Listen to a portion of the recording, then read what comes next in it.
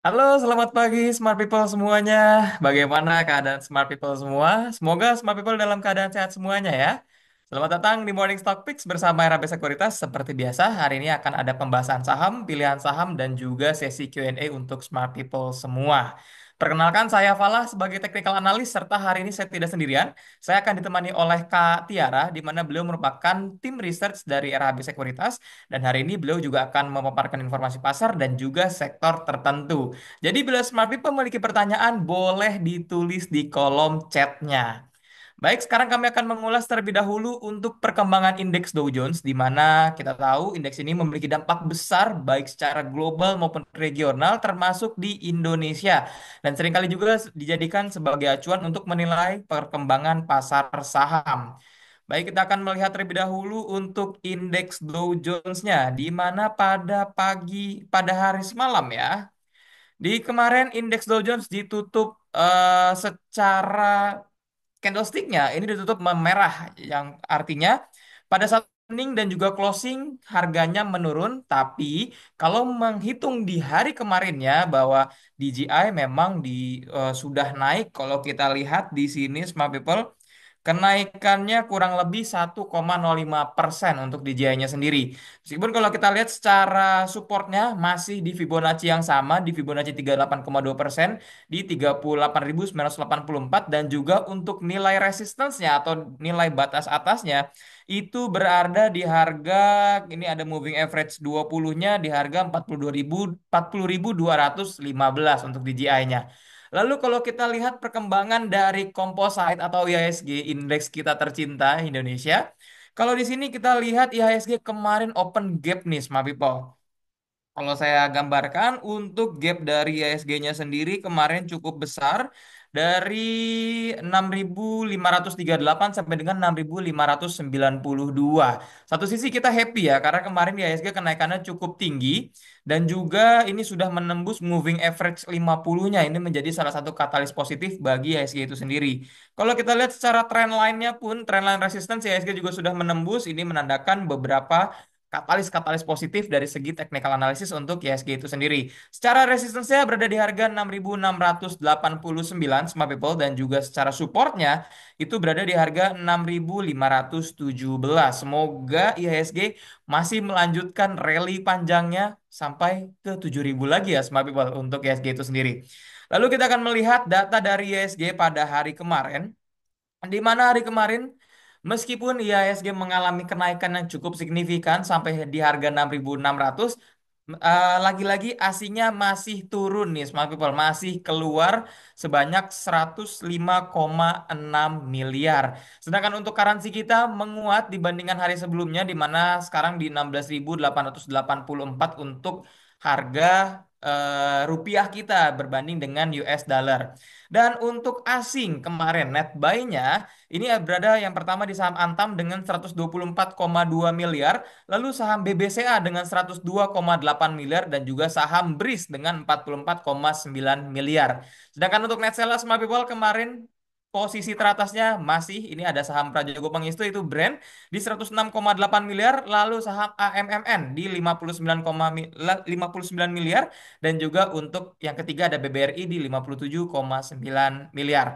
Dan berdasarkan data dari RHB Transmart ID di hari kemarin ada 412 saham yang ditutup menguat, 193 saham ditutup melemah, dan juga 201 saham ditutup stagnan. Sedangkan untuk sektor-sektor yang menguat di hari kemarin, mungkin semua people ada yang punya sahamnya. Yang pertama di sektor properti dengan kenaikan 2,45%, lalu di sektor kesehatan di 2,22%, dan juga di sektor keuangan atau finance naik 1,71%. Selanjutnya untuk harga komoditi yang diupdate pada pagi hari ini jam 5 pagi, di mana kenaikan CPO itu 0,75% sore ini, warnanya belum terganti. Kenaikannya mencapai 4.032 ringgit Malaysia. Lalu untuk nilai batu baranya, Smart People, lagi-lagi masih adanya tekanan untuk batu bara minus 0,21% di 93,7 US dollar. Sedangkan harga emas, meskipun di 2 hari kemarin harga emas cukup tertekan, Smart People, Eh, tapi pada pagi hari ini harga emas naik kembali dengan kenaikan 1,18% di 3.329 US dollar, dan juga untuk harga crude oil Brent atau harga minyak minus 1,96% di 66,2 US dollar. Baik, semua people, kita akan masuk pada sesi tim research di mana kali ini tim research kami memiliki informasi juga terhadap salah satu emiten yang bisa smart people perhatikan. Silahkan Kak Tiara.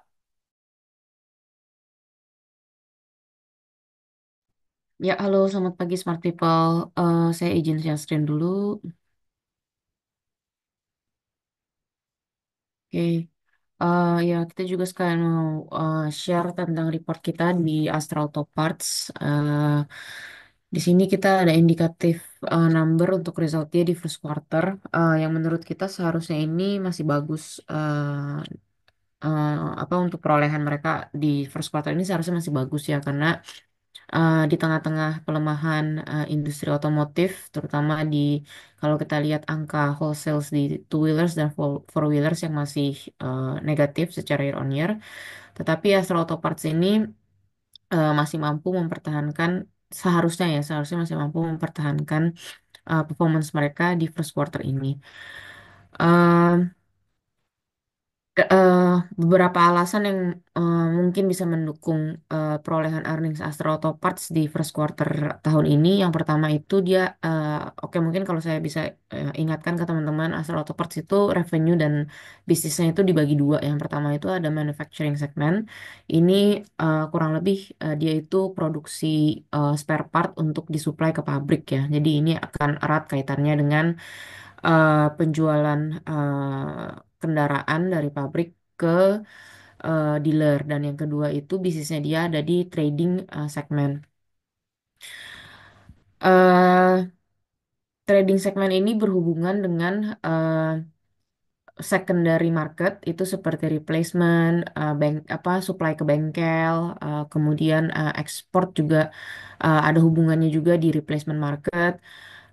Nah, ini masuknya ke segmen ini. Nah, kenapa kita bilang Astra Auto Parts punya earnings itu bisa resilient? Karena uh, dalam beberapa kuarter terakhir itu, terutama tahun lalu ya, trading division ini yang sangat membantu performance Astra Auto Parts. Jadi, ketika penjualan mobil dan motor di primary market, di mobil baru ya, mobil baru dan melemah, uh, dia itu masih diuntungkan dari penjualan ke bengkel yang demand-nya itu sebenarnya masih ada gitu ya, karena kita juga melihat consumer behaviors itu shifting dari mungkin yang tadinya lebih prefer beli mobil baru, sekarang lebih cenderung beli mobil bekas atau lebih memperbaiki mobilnya di bengkel gitu. Nah, di sini Astra Auto Parts menerima, menjalankan peran penting dan menjadi salah satu beneficiary di situ.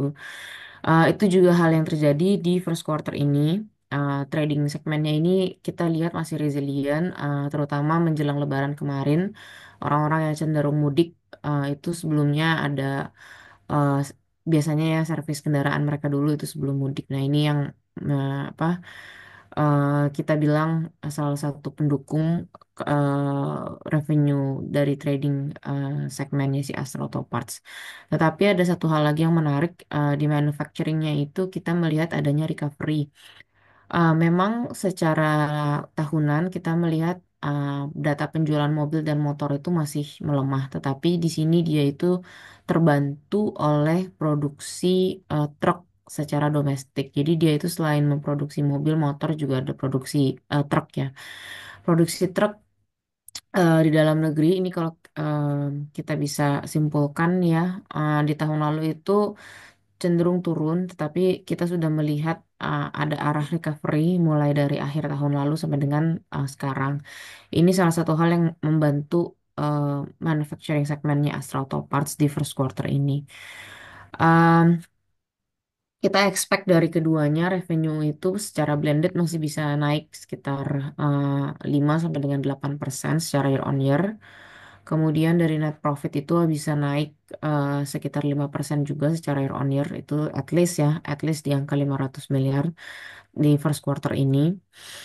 Uh, di mana angka ini menjadi salah satu angka first quarter yang lumayan tinggi ya dibandingkan first quarter di tahun-tahun sebelumnya gitu. Kita masih suka Astra Auto Parts. Ini kalau kita lihat secara fundamental, Astra Auto Parts ini masih menawarkan dividen yield yang lumayan menarik 9% tahun ini. PE masih murah di 4,8 kali. Balance sheet sangat kuat, net cash position sampai dengan akhir tahun. eh Astra Auto Parts ini juga menjadi pilihan unggulan kita di sektor otomotif ya. Target price kita di 2.550 untuk sekarang. Saya mungkin stop di sini ya Mas untuk pertanyaan kalau ada. Terima kasih. Baik, terima kasih Kak Tiara untuk sharing mengenai saham Auto Parts ya. Kita akan melihat dari sisi teknikalnya untuk Astra Auto Parts. Untuk saham auto sendiri, kalau kita lihat dari sisi teknikalnya nih, Smart People, memang ini masih dalam kondisi sideways. Meskipun sebelumnya sempat nih ditembus ke bawah dari 1945 untuk autonya, tapi habis itu balik lagi dan sekarang masih belum berhasil nih untuk menembus di harga 2060-nya. Ini pas banget sekarang. So, buat Smart People yang tertarik untuk membeli saham auto, wait and see lebih baik buy on breakout setelah dari 2060 ini karena target selanjutnya dari 2060 ini kalau saya gambarkan untuk saham auto buy on breakout 2060, let's say di 2070 saya buatkan dengan nilai stop lossnya smart people di sini saya kasih seperti biasa pasti saya di angka 6%-an di 1940 atau Fibonacci 200%-nya dengan targetnya yang pertama kalau kita melihat dari target sideways-nya ini di angka 2180 yang pertama lalu yang kedua itu kita bikin di angka 50%-nya di 2210 dan yang ketiga saya buatkan di 100%-nya di angka di 0%-nya di angka 2300 untuk saham autonya. Nah, di hari kemarin Mas Ilham memberikan tiga pilihan saham juga untuk smart people semua pada Morning Stock Picks pagi hari kemarin. Yang pertama ada saham Hill, di mana saham Hill kalau kemarin kita lihat di sini memang sudah naik 0,97%. Jadi ini masih floating profit untuk smart people semua dengan nilai stop loss-nya di 980.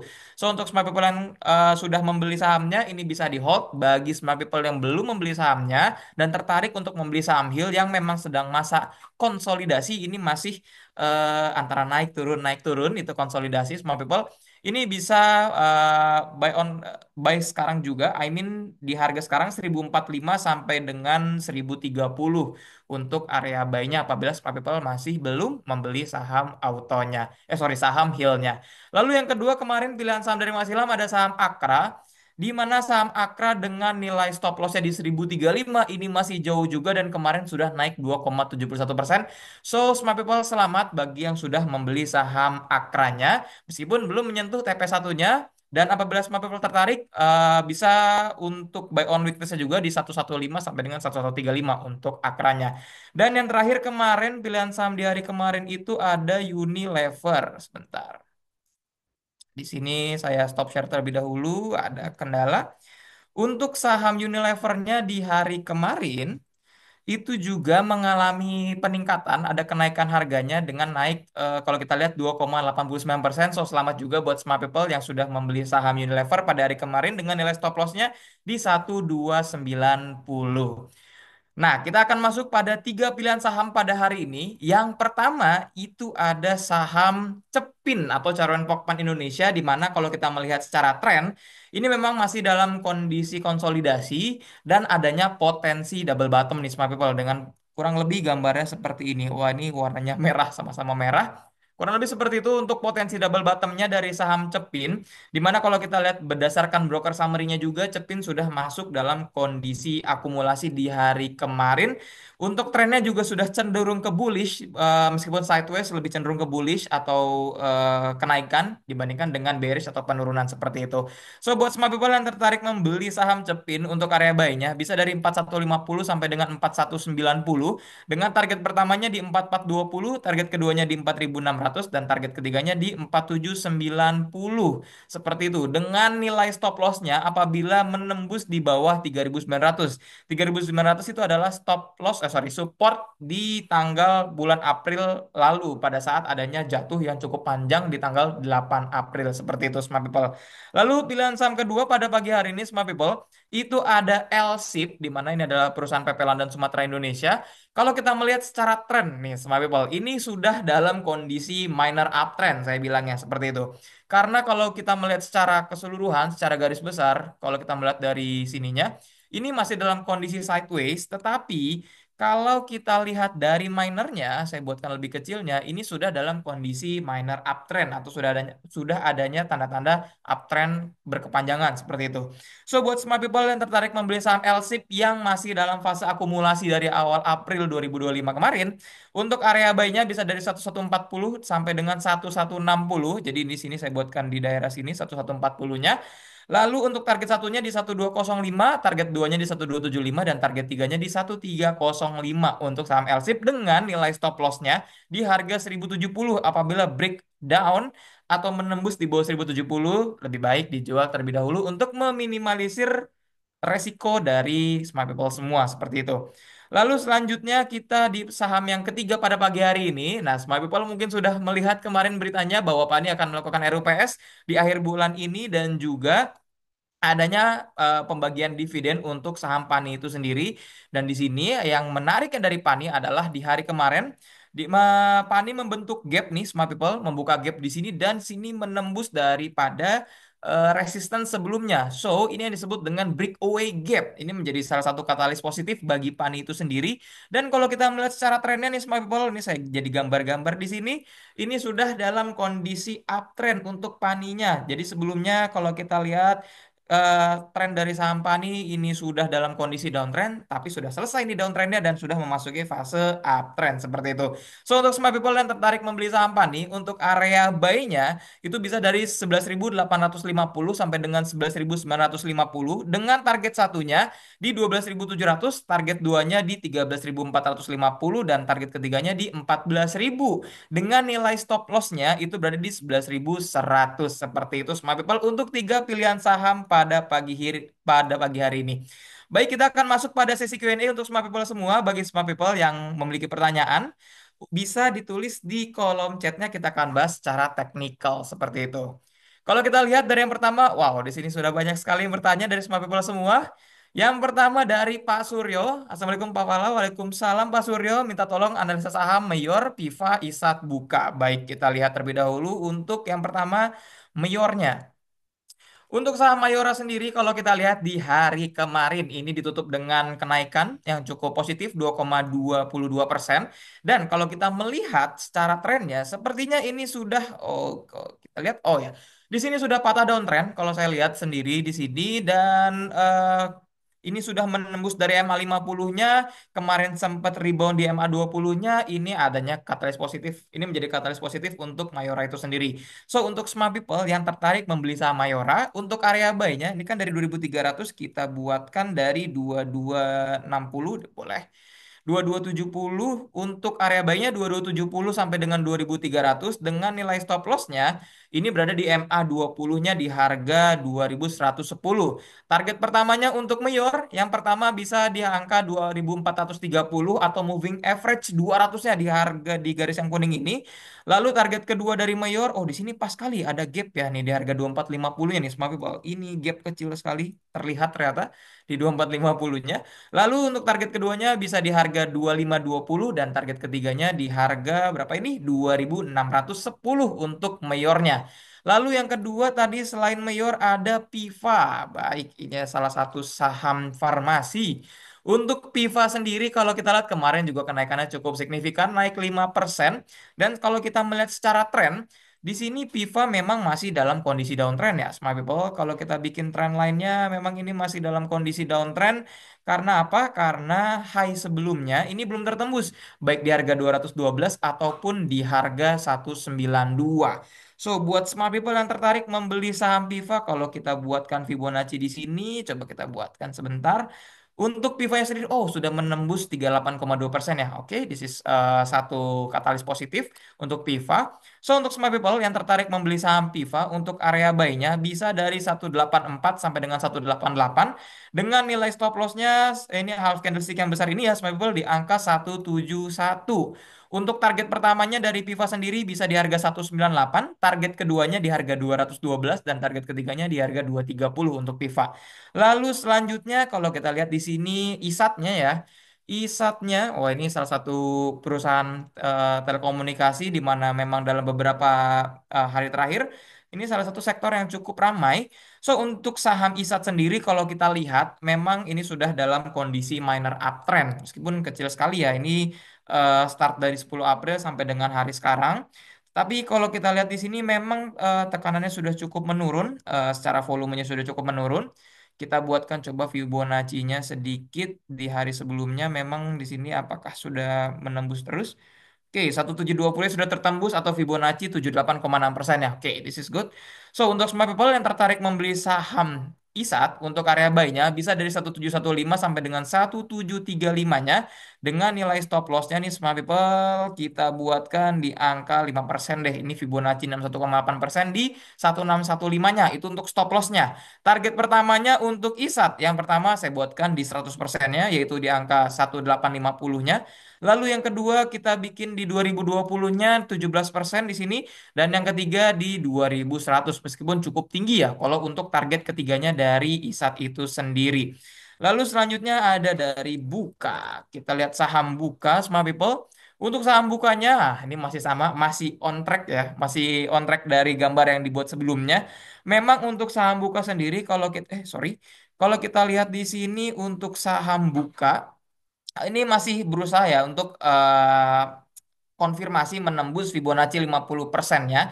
Meskipun memang dari moving average 50-nya atau garis merah ini smart people ini sudah menjadi titik yang cukup bagus untuk rebound di hari kemarin. So untuk smart people yang tertarik membeli saham Buka memang ini kondisinya konsolidasi kalau saya lihat secara majornya. Untuk area buy-nya bisa dari 137 sampai dengan 140. Ini untuk area buy-nya smart people. Lalu untuk area stop loss-nya di moving average 200-nya aja ya, Smart People kita turunkan sedikit deh di 6%-nya. Di angka 128. Apabila menembus di bawah 128 bisa dijual terlebih dahulu. Untuk target pertamanya dari saham Buka, yang pertama bisa di harga 146-nya. Lalu yang kedua di harga 152-nya dan yang ketiga yang cukup jauhnya di angka 158 ya untuk saham Buka. Semoga menjawab pertanyaan dari Pak Suryo. Lalu selanjutnya ada SMRA dan juga Aces dari Pak Endik. Baik, kalau kita lihat SMRA-nya, ini salah satu perusahaan properti ya untuk SMRA di mana kita tahu sektor propertinya juga lagi berkembang nih dalam beberapa hari terakhir. So, untuk SMRA kalau kita lihat sepertinya di sini dia sudah menunjukkan tanda-tandanya untuk patah dari downtrendnya. So, this is good untuk saham SMRA. Lalu yang kedua kalau kita lihat sendiri di sini saham SMRA ini kita bikin trend line-nya sedikit. Oh, ini sudah menembus juga dari trendline resistance-nya. So, untuk smart people yang tertarik membeli saham SMRA, kalau kita lihat, oh, sini Fibonacci 50% nih smart people. So, untuk area buy-nya bisa dari 406, kita buat dari 406 saja, 406 sampai dengan 412 untuk area buy-nya. Dengan nilai stop loss-nya kita buatkan di 378 atau minus 7%. Target pertamanya untuk SMRA ini berada di area resistance-nya nih smart people di sini.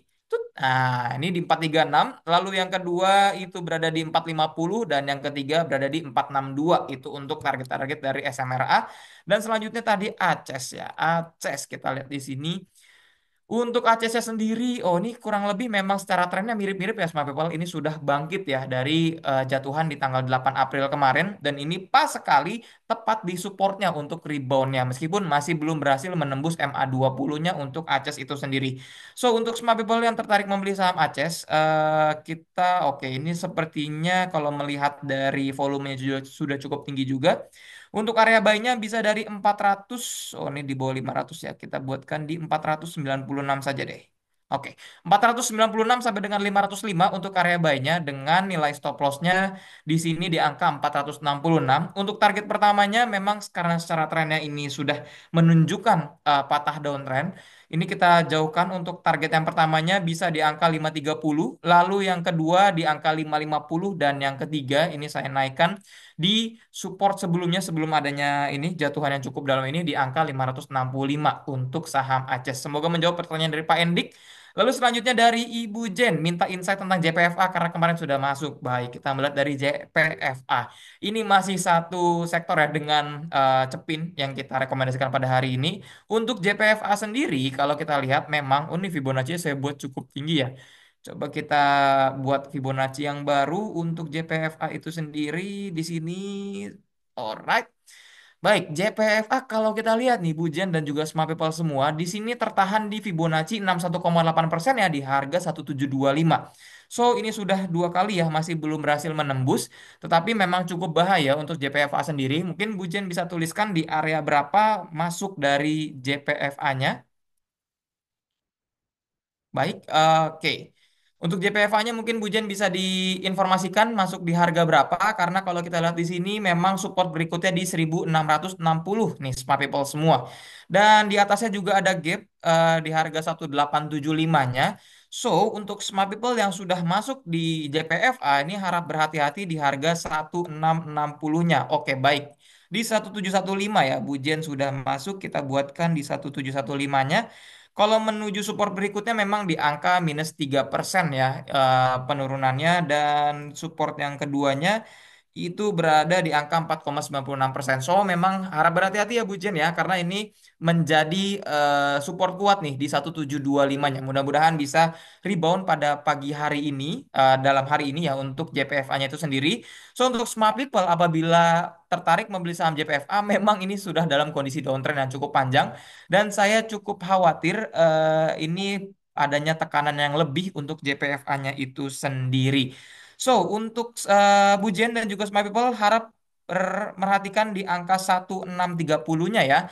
Dan apabila Smart People ada yang tertarik membeli saham JPFA, lebih baik wait and see terlebih dahulu di titik harga 1660-nya sampai dengan 1690-nya itu untuk JPFA.